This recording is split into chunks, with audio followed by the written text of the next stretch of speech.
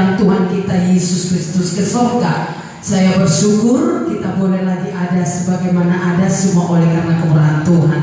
Puji Tuhan, seberapa kita yang ada, sedang kita untuk bangkit berdiri.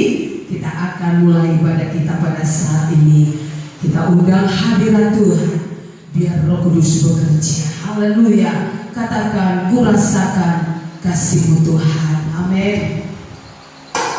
Haleluya Tuhan.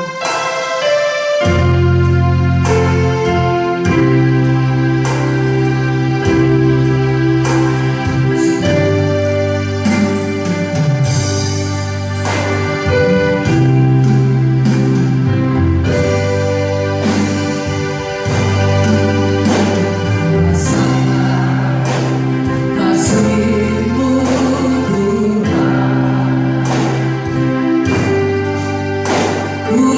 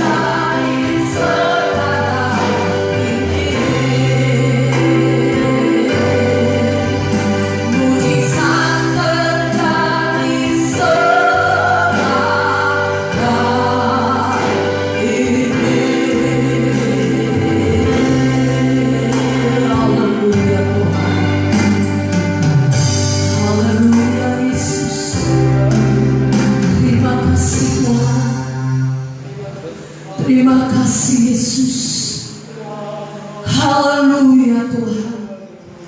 Kau luar biasa Tuhan. Engkau ajaib Tuhan. Engkau dahsyat Tuhan. Haleluya Tuhan. Glory, glory Tuhan Yesus. Haleluya, haleluya Tuhan. Haleluya, haleluya.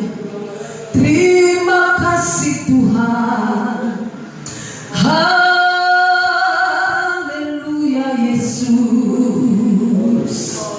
Haleluya.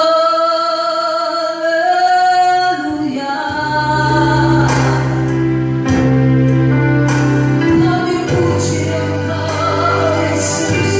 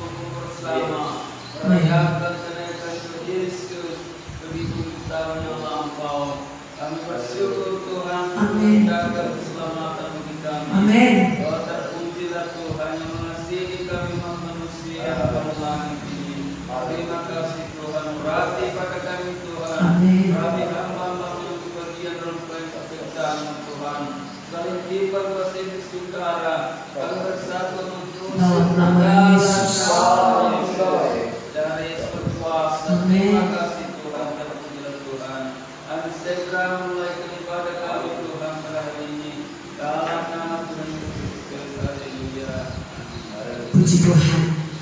Kita nyanyikan pujian Tuhan berkata, Roh Kudus berjalan di tempat ini. Haleluya.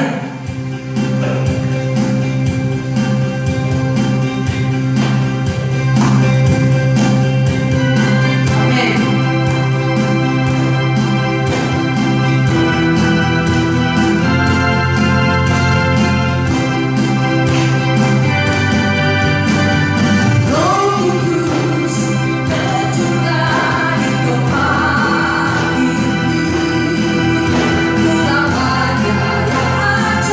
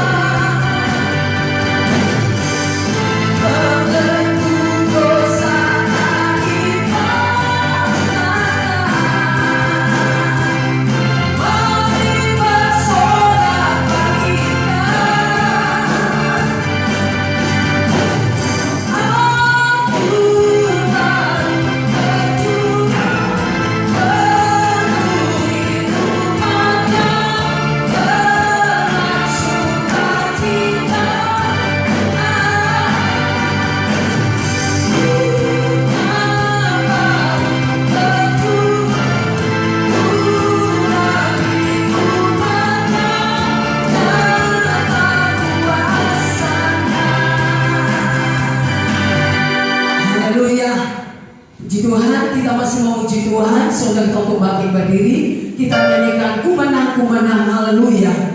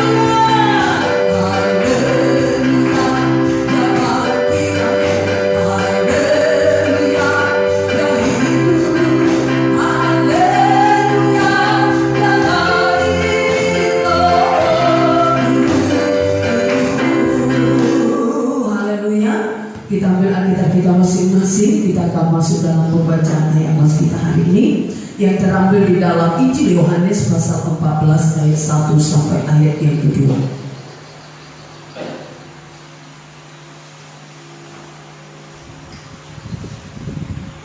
Injil Yohanes pasal 14 ayat 1 dan sampai ayat yang kedua. Kita akan membaca ayat ini bagi jemaat yang mengikuti secara langsung, yang di rumah-rumah, kita akan membaca ayat mas kita pada hari ini. Sudah semua jemaat Tuhan yang mendapat ayat ini boleh katakan amin. Kita akan membaca secara bersama-sama mulai dari judul 2, 3 ya. Rumah Bapa, janganlah gelisah hatimu, percayalah kepada Allah, percayalah juga kepadaku. Di rumah Bapakku banyak tempat tinggal. Jika tidak demikian, tentu aku mengatakannya kepadamu, sebab aku pergi ke situ untuk menyediakan tempat bagimu. Puji Tuhan, kita mau dengan firman Tuhan, kita mau siapkan hati kita. Kita angkat itu pujian yang berkata, zaman sekarang bersiagalah. Kita tidak tahu saat ini kita di tengah dunia yang membuat kita takut, gelisah, tetapi percaya, jangan takut. Yesus ada menyertai saya dan saudara. Amin.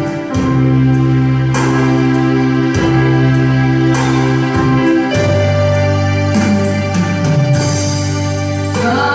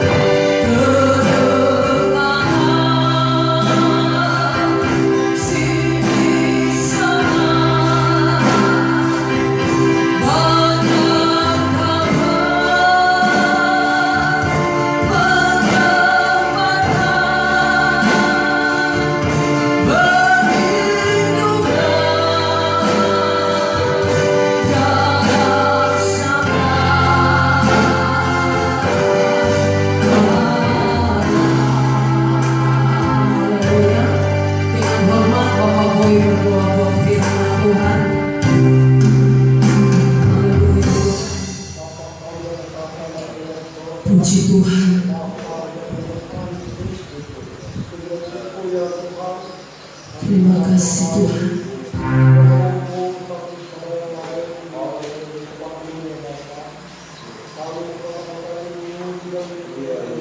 Amin.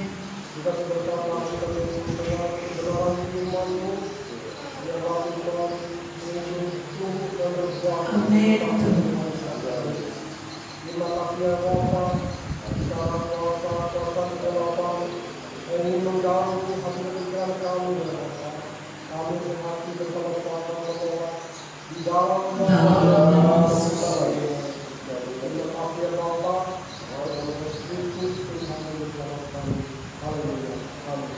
Puji Tuhan, jemaat yang bersilakan duduk, kami bersilakan berdoa.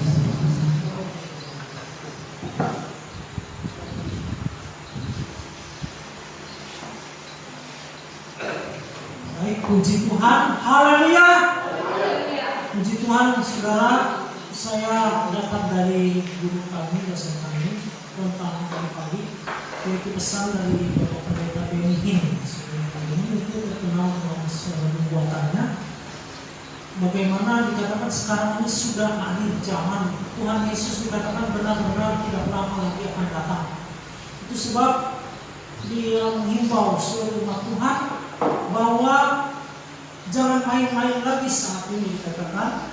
Usahakan waktu-waktu kita yang sudah istilahnya miss, yang kosong lalu, yang kita gunakan tidak berguna, kita mau gunakan dengan berguna sekarang. Dia katakan dia mulai dalam hidupnya meningkatkan membaca Alkitab, meningkatkan doa, persekutuan dengan Tuhan. Karena kedatangan Tuhan tidak bisa diduga lagi, dikatakan, yaitu seperti pencuri. Ya. Jadi kita harus siap-siap. Ya.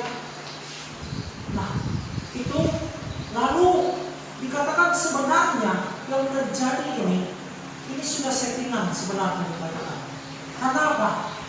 Jauh-jauh sebelumnya sudah ada film tentang coronavirus, sudah ada 3 film tentang coronavirus ini.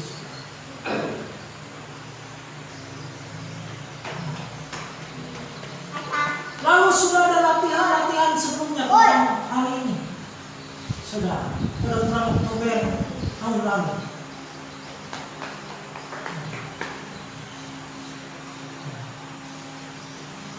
Memang antikris masih belum menampakkan dirinya, tapi dia sudah punya konsep, dikatakan saat ini.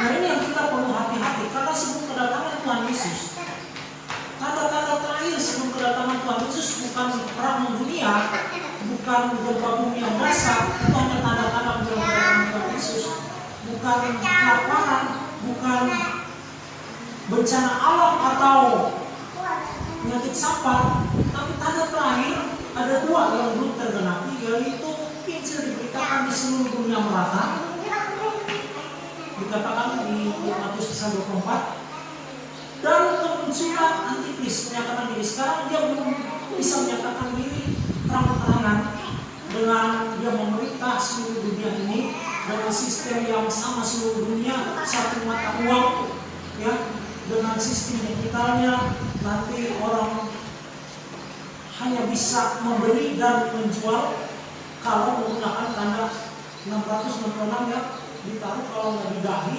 atau di tangan kanan.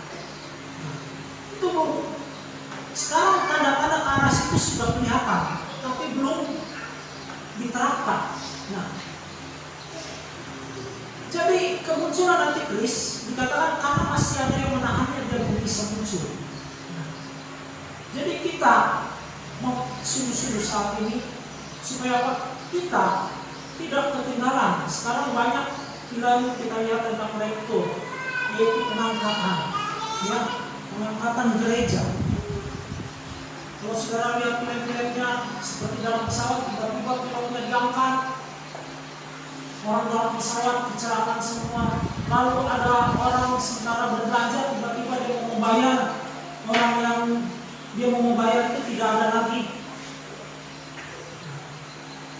Jadi sudah nampak sekarang tanda-tanda ini. Jadi sebenarnya coronavirus ini banyak, saudara, kenapa? Bahkan orang-orang percaya mengatakan itu benar-benar tanda kedatangan Tuhan Yesus. Dan hal kelihatan sudah disetting sudah. Baik cara penanganannya sudah disetting, sudah.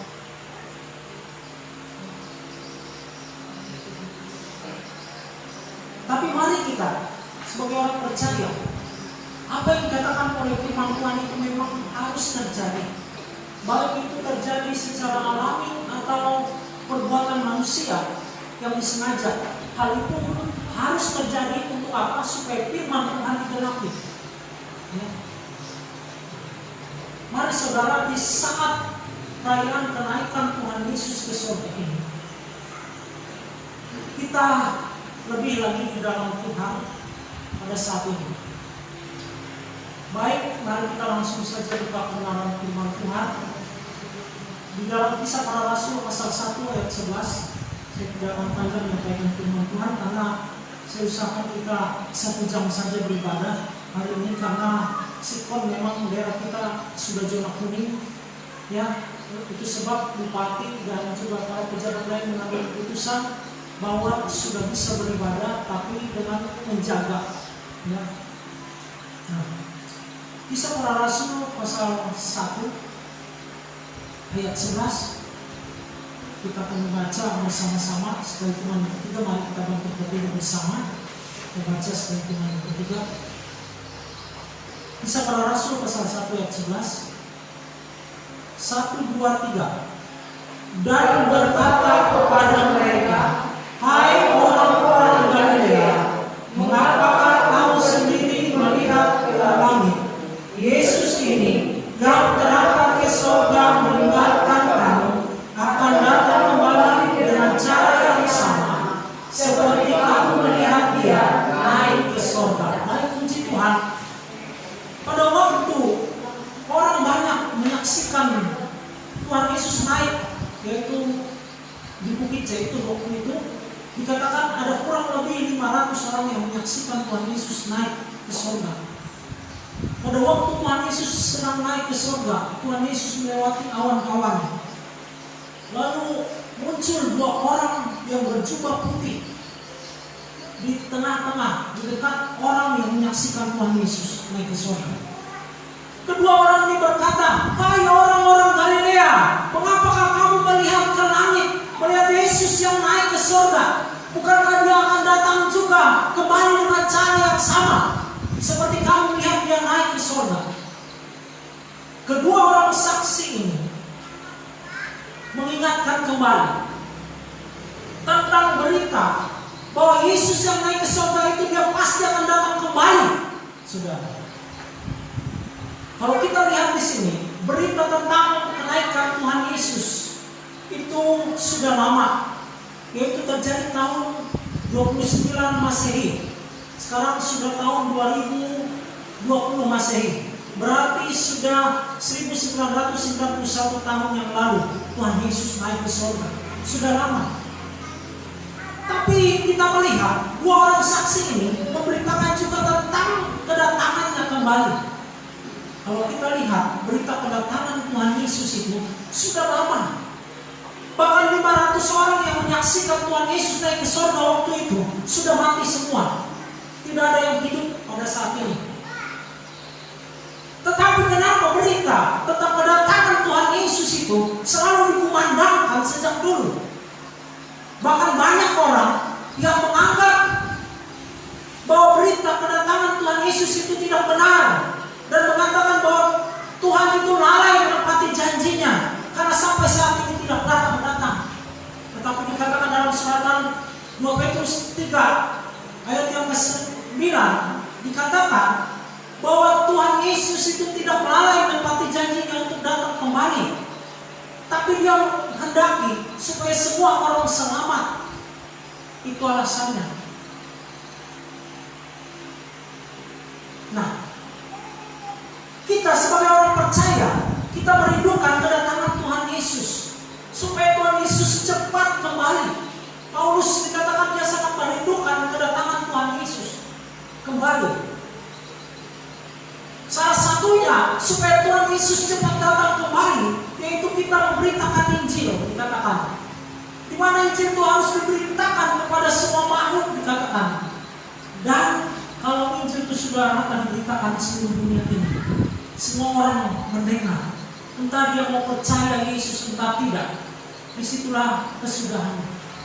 Nah, cara kita mempercepat kedatangan Tuhan, yaitu dengan kita tidak memberitakan Injil.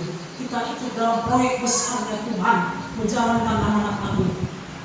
Itu tugas yang Tuhan berikan kepada kita semua orang percaya pada saat ini. Nah, lalu kita lihat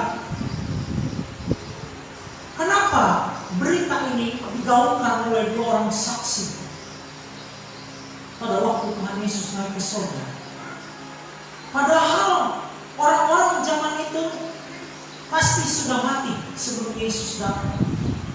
Pertama, kalau kita lihat kedatangan Tuhan Yesus kedua kali itu pasti. Jadi berita kedatangan Tuhan Yesus itu bukan berita bohong, tapi itu berita yang pasti. Pertama, di sini ada dua saksi, dua alat bukti yang sah. Ya, di firman Tuhan Bilangan pasal 35 ayat 30 dikatakan kesaksian dua orang itu sah. Berarti ini meneguhkan bahwa berita kedatangan Tuhan Yesus adalah berita yang benar. Yang kedua, kalau kita perhatikan, kedatangan Tuhan Yesus itu tidak ditangguhkan lagi, tidak diperlambat lagi dikatakan oleh firman Tuhan. Yaitu di Ibrani pasal 10 ayat 37. Saudara, banyak Benny Hinn dikatakan dia baru mendapat berita.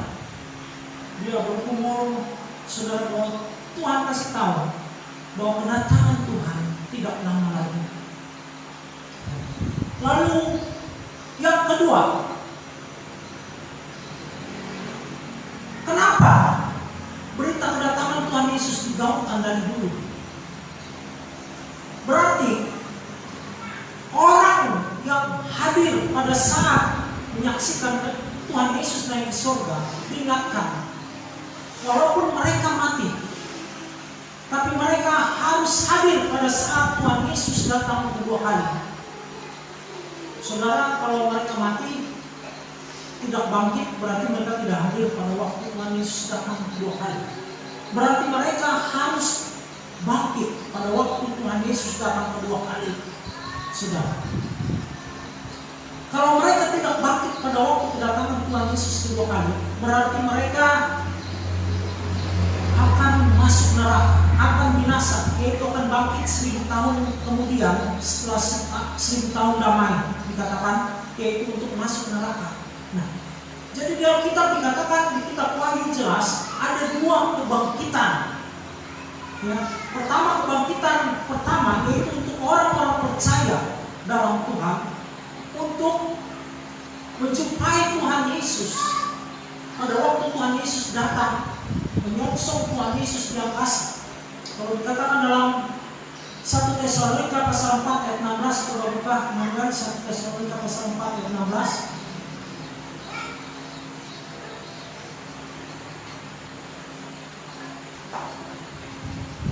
1 Tesalonika pasal 4 ayat 16 dikatakan, sebab pada waktu tanda diberi, yaitu pada waktu penghulu malaikat berseru dan sangkakala Allah berbunyi, maka Tuhan sendiri akan turun dari sorga, dan mereka yang mati dalam Kristus akan lebih dahulu bangkit.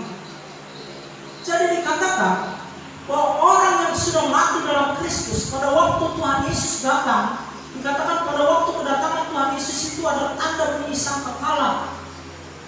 Ada bunyi sangkakala Allah berbunyi, dikatakan pada waktu Yesus datang, maka orang-orang yang sudah mati dalam Tuhan, mereka akan bangkit menyongsong Tuhan Yesus di angkasa, atau di udara, atau di cakrawala. Jadi diingatkan kepada orang-orang yang hadir pada waktu itu, bahwa mereka harus benar-benar hidup, benar-benar setia, benar-benar percaya, supaya apa? Mereka mengalami kebangkitan pada waktu Tuhan Yesus datang kedua kali. Itu sebab berita kedatangan Tuhan Yesus itu harus diberitakan terus-menerus. Supaya apa? Orang mempersiapkan dirinya pada waktu Tuhan Yesus datang kedua kali. Siapkah kita? Mari kita persiapkan hidup kita. Sementara kita hidup ini, untuk apa? Kita bisa mengalami kebangkitan pada waktu Tuhan Yesus datang kali yang kedua. Itu tergantung selama kita hidup ini.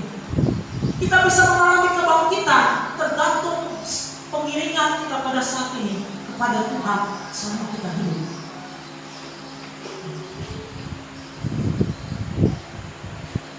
Itu jelas, saudara. Kalau kita lihat di dalam kitab Wahyu pasal 20 ayat yang kelima dan keenam, Wahyu pasal 20 ayat yang kelima dan keenam, kita baca karena ini penting. Wahyu pasal 20 ayat yang kelima dan keenam, dikatakan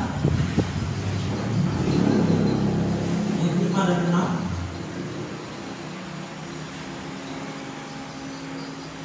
Tetapi orang-orang mati yang lain tidak bangkit sebelum berakhir masa yang 1000 tahun itu.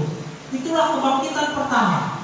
Berbahagia dan kuduslah ia yang mendapat bagian dalam kebangkitan pertama itu. Kematian yang kedua tidak berkuasa lagi atas mereka, tetapi mereka akan menjadi imam-imam Allah dan Kristus, dan mereka akan memerintah sebagai raja bersama-sama dengan dia 1000 tahun lamanya. Jadi saudara, kalau saudara lihat kronologi di sini, pada waktu kedatangan Tuhan Yesus dikatakan orang mati dalam Tuhan akan bangkit menyosok Tuhan Yesus di angkasa, dan orang yang masih hidup yang percaya Yesus pada waktu kedatangan Tuhan Yesus, mereka dikatakan akan diubahkan tubuh mereka, di mana tubuh kita ini tidak akan mewarisi kerajaan surga, dikatakan darah dan daging, di mana tubuh kita ini akan kembali kepada debu tanah.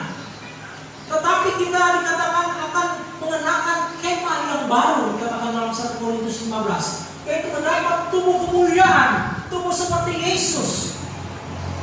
Ya, sebab ada kebangkitan tubuh.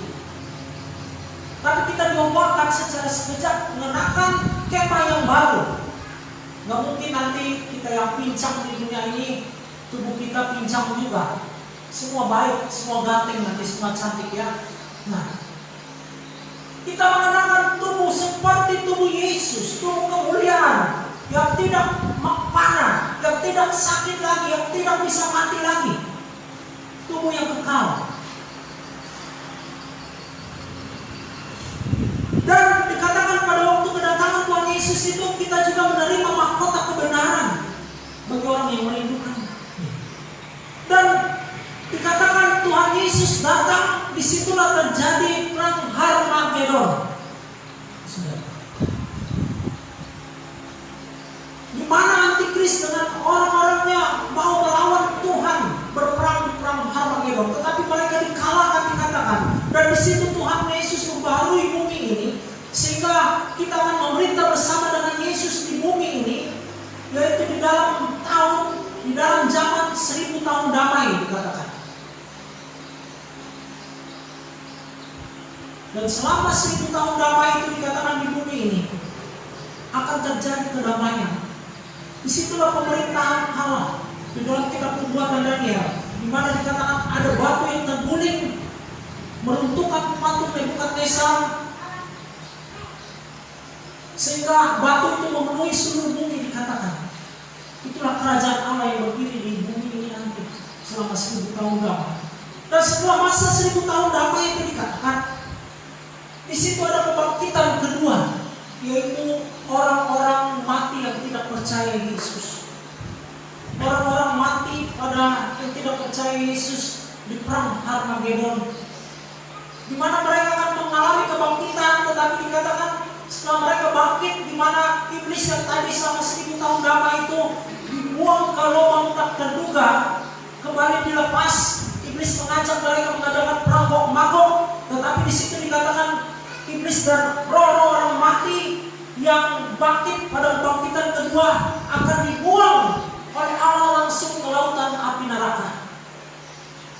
Lalu kita dikatakan langit dan bumi yang lama ini lenyap, turunlah Yerusalem baru, yaitu surga. Jadi setelah 1000 tahun damai, itu kita mengalami surga yang sesungguhnya, kota emas. Dikatakan Yerusalem baru di Deuteronomi, maka langit dan bumi yang lama lenyap tidak ada. Itu penjelasan singkat dari kami.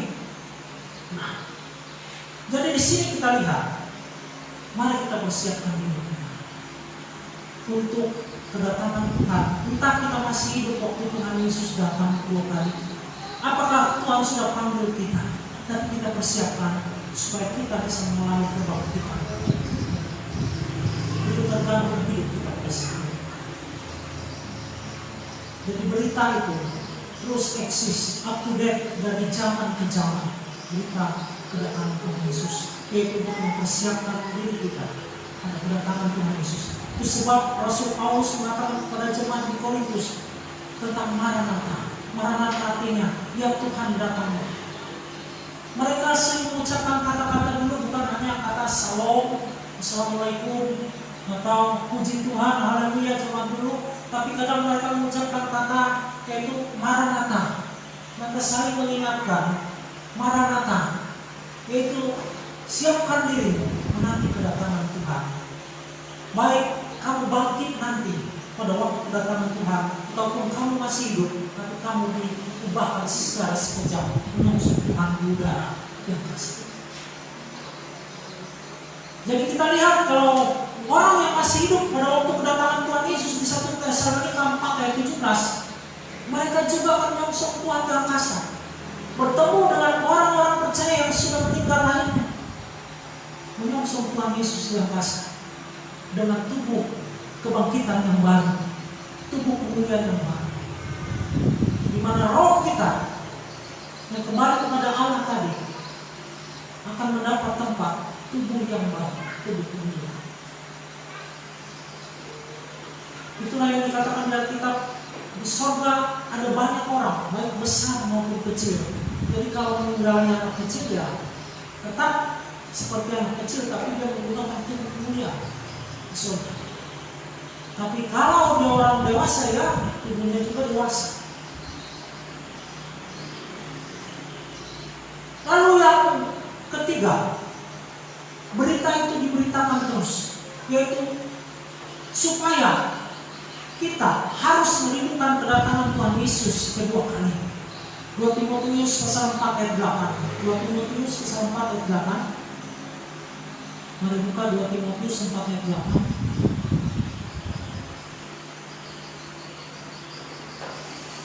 2 Timotius pasal 4 ayat 8. Katakan,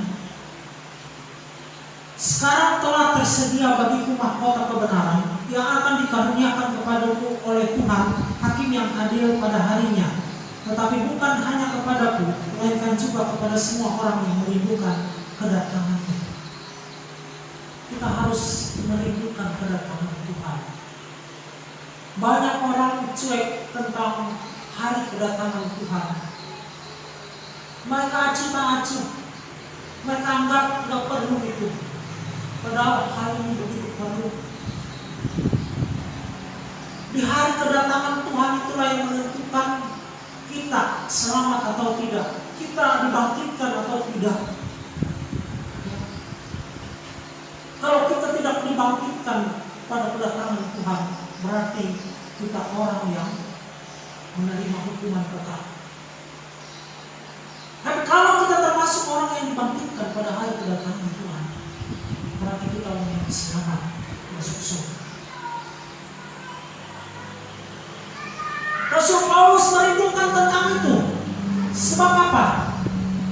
Dia telah berjeri lelah. Dikatakan dia di sini seperti seorang pelari yang berusaha menang dalam dunia ini untuk memperoleh mahkota. Di mana dikatakan dia akan memperoleh mahkota itu karena apa? Dia merindukan tentang kedatangan Tuhan. Orang yang merindukan kedatangan Tuhan pasti dia akan berusaha bertekun setia kepada Tuhan.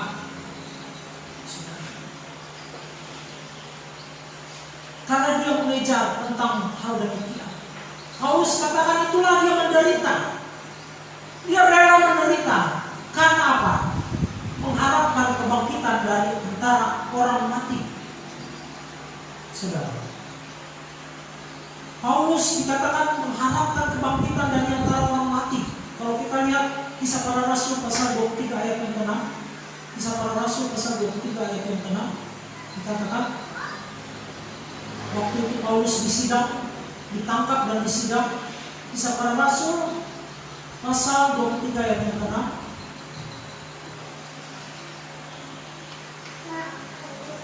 Ayat yang ke-6, pasal 23 ayat yang ke-6 dikatakan,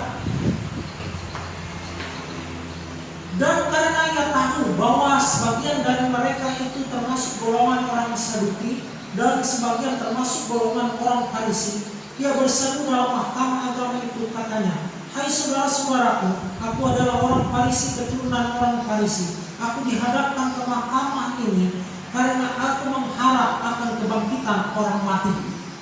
Saudara, Paulus dalam hidupnya, dia rela menderita.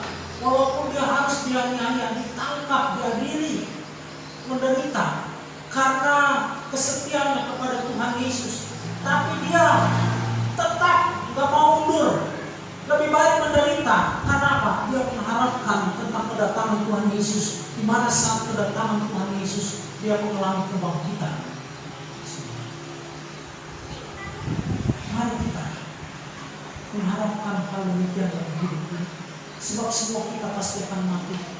Dikatakan dalam surat Ibrani 9 ayat 27, telah ditentukan bahwa semua orang pasti akan mati. Jadi tidak ada satupun manusia yang tidak akan mati. Semua akan mati.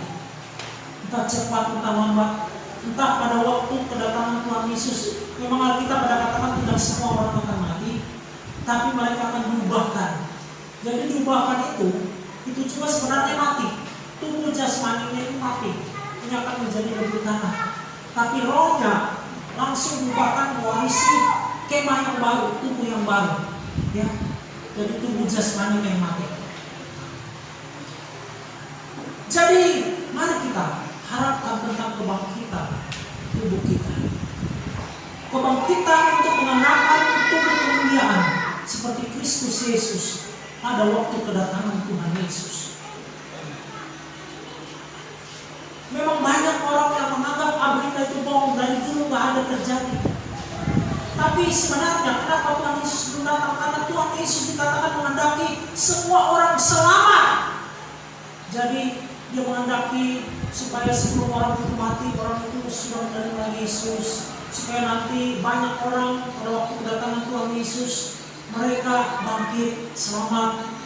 Lalu supaya banyak orang pada waktu kedatangan Tuhan Yesus sudah menerima Injil semua, mereka percaya, mereka boleh selamat pada waktu kedatangan Tuhan Yesus. Jadi itu maksudnya. Kalau kita lihat di dalam 2 Petrus pasal 3 ayat yang ke-9. Jadi mari kita jemaat Tuhan, kita terus setia.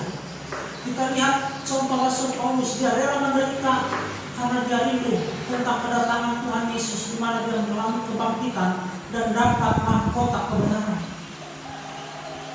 Dan di saat kebangkitan kita, disitulah kita mengalami sukacita. Selama ini kita hidup dalam dunia yang penuh air mata ini, penuh masalah ini. Tapi kita di saat kebangkitan itulah kita mengalami sukacita yang luar biasa. Kita menerima upah kita selama ini dan mengikuti Tuhan Yesus. Kita menerima mahkota kebenaran dikatakan yang akan diterima oleh setiap orang yang merindukan kedatangan Tuhan Yesus. Mari kita merindukan kedatangan Tuhan Yesus. Tuhan Yesus yang sudah naik, yang kita rayakan pada hari ini ke surga, Dia tidak lama lagi akan kembali. Persiapkan diri kita menghadapi kedatangan Tuhan Yesus. Firman Tuhan, saya tidak pernah memberkan. Mari kita sama-sama bangkit berdiri. Kita angkat pujian kalau bumi sangka kalah. Kalau zaman ini lalu pada hari kiamat.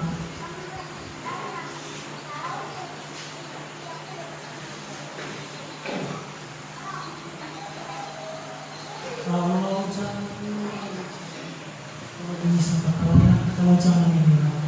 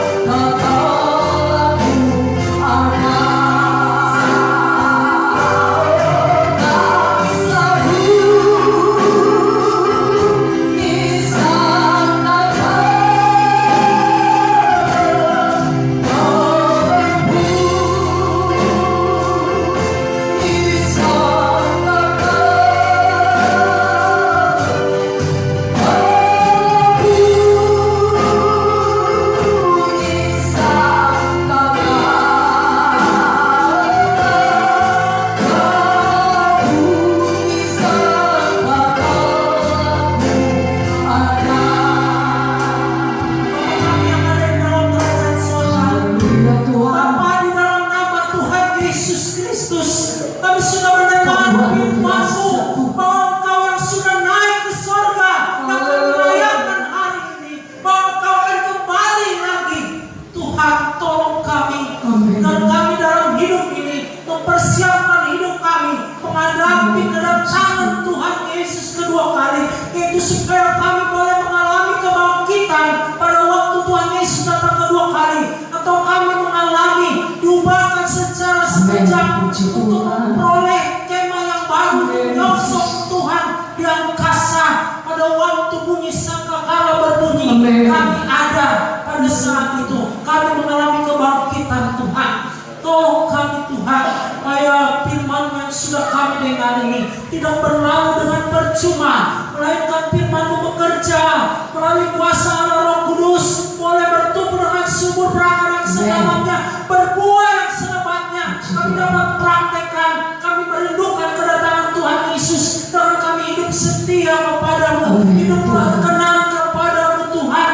Kami mau tidak membuat waktu-waktu kami kosong, tapi kami mau memanfaatkan waktu kami sebaik mungkin, karena hari-hari ini adalah hari yang jahat Tuhan.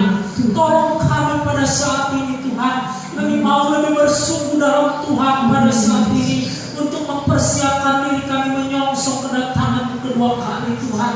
Terima kasih Tuhan, terima kasih Tuhan.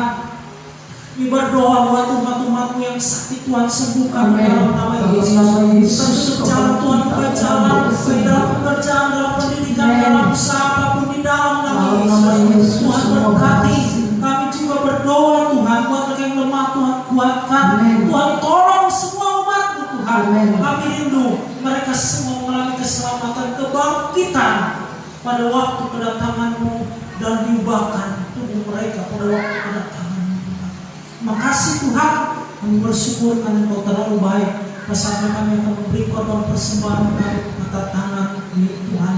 Tuhan terima, Tuhan balas berlipat kali ganda sesuai dengan janji kebenaran firman-Mu. Di dalam nama Tuhan Yesus Kristus, haleluya, amin. Kita bawa korban persembahan kepada Tuhan.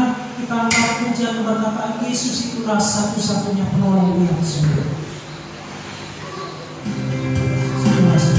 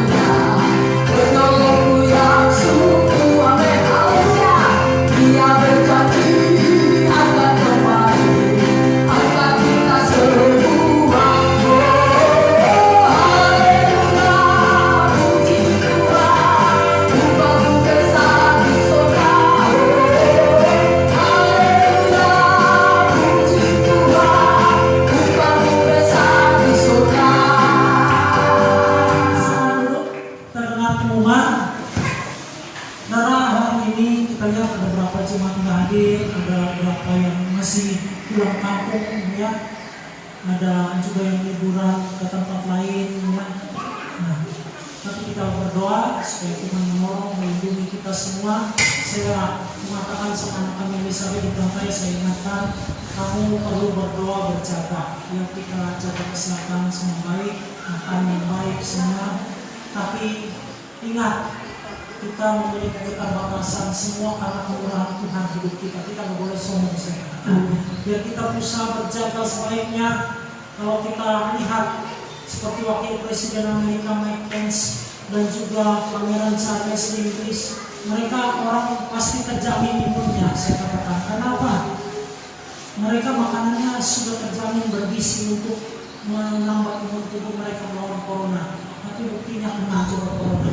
Rumah mereka, kantor mereka pasti bersih karena ada pegawai-pegawai mereka yang secara membuat steril, yang mungkin menyemprot, masih disinfektan dan sebagainya. Mereka teratur, ada yang mengingatkan istirahat mereka, mengingatkan makan mereka semua teratur.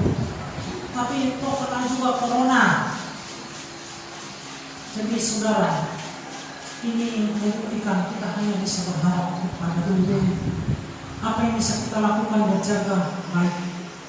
Tapi bukan itu sepenuhnya kita andalkan. Kita harus benar-benar mengandalkan.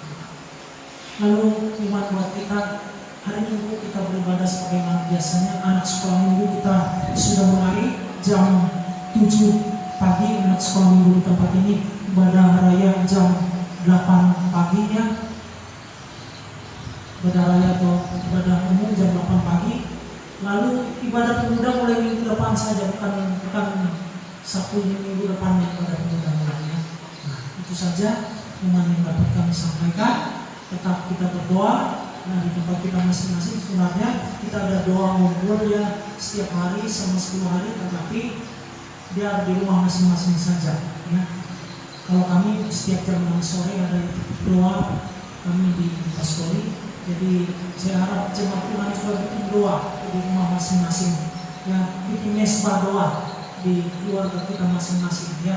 Tuhan mau Tuhan hadir di setiap keluarga kita. Nah, pas 10 hari ini bukan suatu hal yang, tapi ini merupakan tradisi karena memperingati peristiwa Kamarwateng Yerusalem ya. Nah, itu saja pengumuman yang dapat kami sampaikan. Kita doakan daerah kita, kita bersyukur daerah kita sudah zona kuning. Itu sebabnya pemerintah daerah berani mengizinkan ada ibadah karena sudah zona kuning ya. So tetap harus ikuti aturan. Itu saja, mari kita bangkit berdiri. Kita angkat pujian berkata, kami memang besar anugerah-Mu.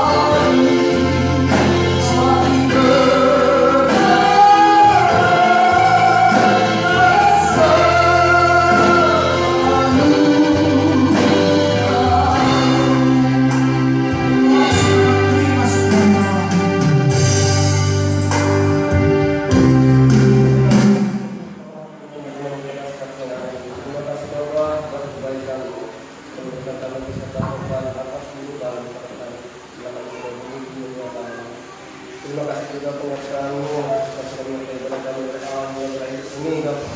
Terpujilah Engkau Allah kami. Dan terima kasih juga firman-Mu yang Kau sampaikan kepada kami. Dalam firman-Mu supaya tertanam dan bertumbuh untuk hati kami. Senantiasa kami dikuatkan dan terbuka oleh firman-Mu yang juga Bapak. Dan juga merupakan sedia dalam pelayanan kuatkan dan terbuka Bapak kami. Bermula dia yang juga menekan nama-Mu Tuhan mengatakan. Dan juga memberikan yang seluruhnya semakan orang tulismu bersama mereka dalam keadaan kami persoalan tubuh yang kau berikan. Cuma pada saat ini Bapa, kami akan pulang ke rumah kami masing-masing. Kau menyertai kami, menyertai kami dari kuat kuasa-Mu dan para mereka yang jaga menunjukkan. Hingga kami di rumah tidak kurang apapun yang kau berikan kepada kami. Terima kasih Bapa, terima kasih Yesus, kiranya dan permohonan kami yang kami serahkan di dalam nama Tuhan Yesus Kristus, Allah kami yang hidup. Haleluya. Mari kita terima berkat Tuhan. Turunlah berkat anugerah dari Bapa kita di surga. Kita kasih Tuhan dari anak yang Tuhan Tuhan kita Yesus Kristus limpahi kita senantiasa. Persekutuan bimbingan penghimpunan penyertaan kuasa Roh Kudus dan tetap terus menyertai kita semua dari saat ini, besok dan sampai selama-lamanya. Dan Yesus datang kali yang kedua menyambut kita semua. Maranatha. Dalam berkat nama Tuhan Yesus Kristus. Kita percaya kita katakan haleluya amin. Haleluya. Amin. Amin. Kita semua.